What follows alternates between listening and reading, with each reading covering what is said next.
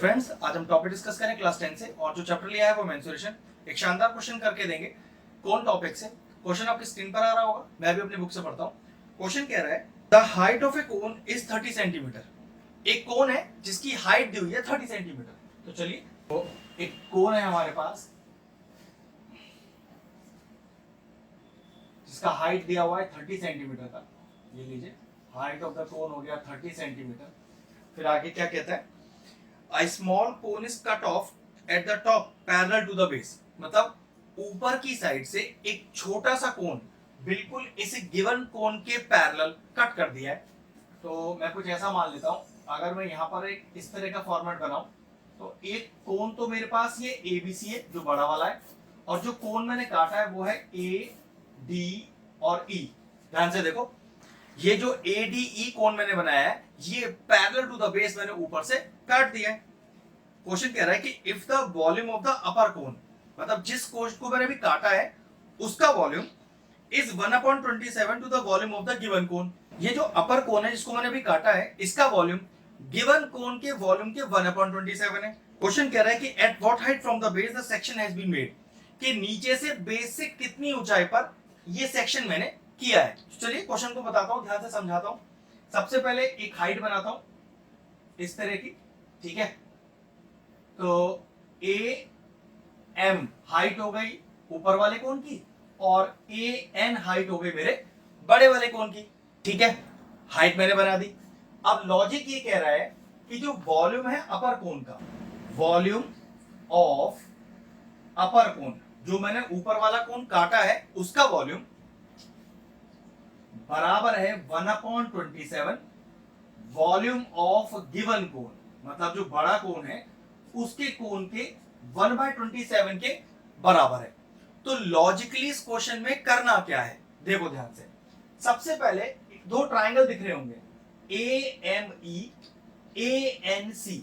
पहले इन दोनों ट्राइंगलों को सिमिलर करते हैं और वहां से देखिए कोई रिलेशनशिप निकालते हैं, फिर अपने क्वेश्चन को आगे बढ़ाएंगे। तो चलिए सबसे पहले इन दोनों ट्राइंगलों को सिमिलर करते हैं। तो ट्राइंगल लिया मैंने AME, तो मैंने लिखा इन ट्राइंगल AME, और दूसरा ट्राइंगल लिया ANC, ट्राइंगल AN और C। अब इन दोनों ट्राइंगलों को सिमिलर करना है, तो सिमिलैरिटी के लिए अगर आप किसी दो ट्राइंगल में दो कॉमन एंगल भी ढूंढ लेते हो तो भी बात बन जाएगी। तो देखो जरा, अगर मैं एंगल 1 और इस एंगल 2 की बात करूं, एंगल 1 और एंगल 2, तो कह सकते हैं ईच 90 डिग्री, दोनों ही एंगल 90 डिग्री के हैं। और अगर मैं इसको एंगल 3 की बात करूं तो दोनों एंगल 3 कॉमन है इस ट्राइंगल के अंदर। तो angle 3 is equal to angle 3, और मैंने लिख दिया कॉमन। तो किसी ट्राइंगल में अगर दो एंगल बराबर हैं तो मैंने अभी बताया था कि दोनों ट्राइंगल सिमिलर हो जाएंगे। तो triangle AME similar to triangle ANC, और रीजन हो गया AA क्राइटेरिया। जी हाँ, ध्यान से लिखिएगा, रीजन हो गया AA क्राइटेरिया।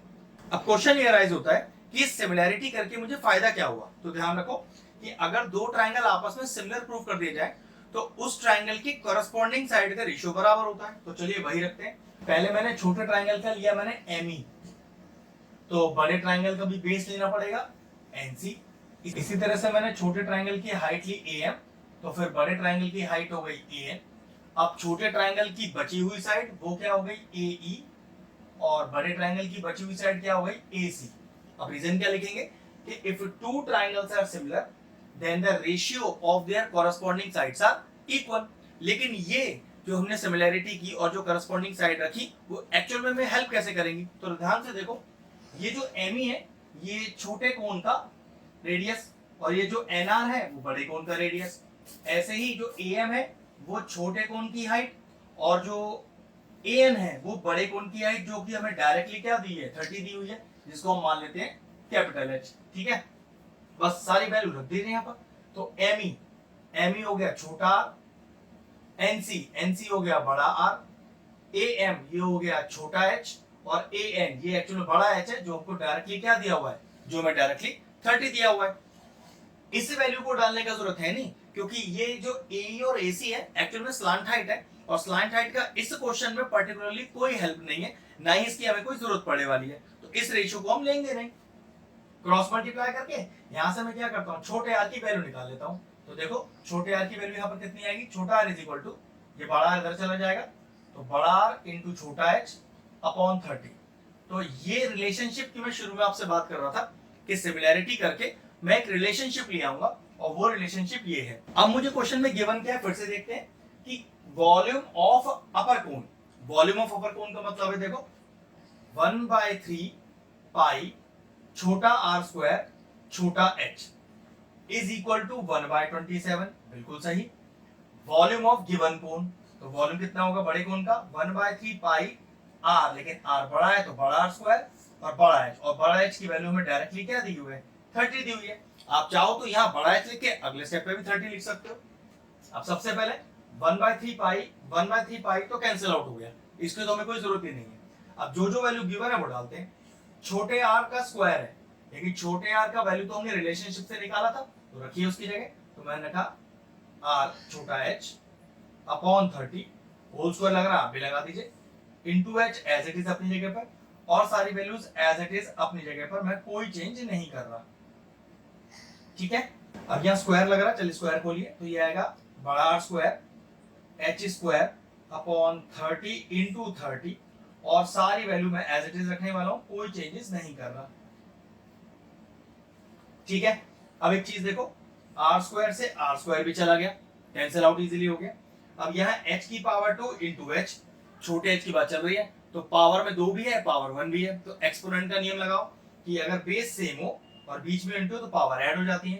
तो ये हो गया h cube is equal to, ये डिनोमिनेटर में जो दो 30 है उसको इधर ले आइए, तो 30 इंटू 30, और एक 30 पहले से ही है यहाँ पर, अपॉन नीचे का 27। अब मेरे ख्याल से इजीली ये 3 से कैंसिल आउट हो रहा है, कैसे देखो 3 9 27, 3 10 30, 3 3 9, 3 10 30, 3 1 3, 3 10 30। तो एक्चुअल में मेरे पास क्या लिखा आ रहा है, h क्यूब का वैल्यू 10 इंटू 10 इंटू 10, मतलब h क्यूब का वैल्यू मेरे पास आ रहा है 1000। तो h का वैल्यू क्या आएगा, मेरे पास आएगा 1000 की होल पावर 1/3, जिसको एक्चुअल में हम एक नाम और भी बोलते हैं क्यूब रूट ऑफ 1000। अब इसको सॉल्व कैसे करते हैं, इस 1000 को क्या लिख सकते हैं, इस 1000 को हम लिख सकते हैं 10 की पावर 3 की होल पावर क्या है 1/3। फिर से एक्सपोनेंट का नियम लगेगा कि पावर से पावर मल्टीप्लाई हो जाता है, तो कितना आएगा, छोटा h इज इक्वल टू 10 की पावर 3 इंटू 1/3, ये 3 से 3 चला गया, और h का वैल्यू कितना आ गया, h का वैल्यू आ गया 10 सेंटीमीटर, मतलब अपर कोन का हाइट आ गया मेरे पास। अगर क्वेश्चन को फिर से पढ़ें और देखिए क्या फाइंड करना है, हमें कह रहा है at what height above the way the section has been made, नीचे से कितनी ऊंचाई पर उस ऊपर वाले कोन को काटा गया। ध्यान से देखो कि इस पूरे 30 सेंटीमीटर में से ऊपर का 10 सेंटीमीटर मैं हटा दूं जो मैंने अभी निकाला था, तो मेरे ख्याल से ये MA नहीं बचेगा। लॉजिकली कहने का मतलब है कि नीचे से सेक्शन कितनी ऊंचाई पर काटा गया था, टोटल ऊंचाई 30 है, ऊपर वाले कोन की ऊंचाई 10 है, तो नीचे से 30 minus 10 that is equal to 20 centimetre पे ये कोन काटा गया था। तो ये लीजिए क्वेश्चन फिनिश हो गया। अभी इसका एक बड़ा भाई और है, मतलब इसी लेवल का एक बहुत ही शानदार क्वेश्चन है जिसका वीडियो इस वीडियो के बाद अपलोड होगा, उस क्वेश्चन को भी एक बार ढंग से देखिएगा। अगर आपको ये क्वेश्चन ही टफ लगता है तो वो क्वेश्चन तो बहुत ज्यादा फाड़ू है इसके हिसाब से, ठीक है। तो एक बार उस क्वेश्चन को भी देखिएगा, सबसे पहले ये वीडियो अच्छे से देखिए, समझिए। तो क्वेश्चन फिनिश हुआ, वीडियो फिनिश करते हैं।